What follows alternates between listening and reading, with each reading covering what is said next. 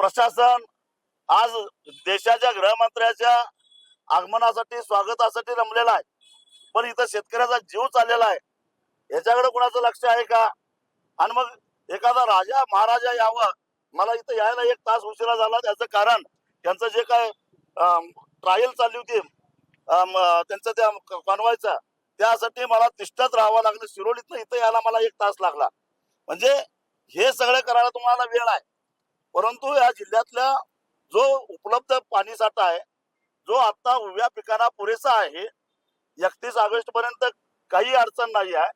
असं असताना त्याचं नियोजन करण्याऐवजी केवळ देशाचा गृहमंत्री यायला लागलाय आणि आम्ही त्याच्या स्वागतामध्ये कामात आहोत, असा आव आणून शेतकऱ्यांना पाण्यासाठी वनवन फिरायला ठेवणं हे योग्य नाही. आणि म्हणून मग त्या गृहमंत्र्याला आम्ही सांगू की आमची परिस्थिती काय आहे, आणि त्यामुळेच आम्ही इशारा दिलेला होता की पहिल्यांदा हे पाणी चालू करा, कपाती मागे घ्या. आम्ही पूर्ण सहकार्य करायला तयार आहोत. हे आहे गोकुळचं श्रीखंड, अगदी जिभेवर रेंगाळणार. जिभेवरच नाही तर मनावरही रेंगाळणार. गोकुळ श्रीखंड, मनावर रेंगाळणार.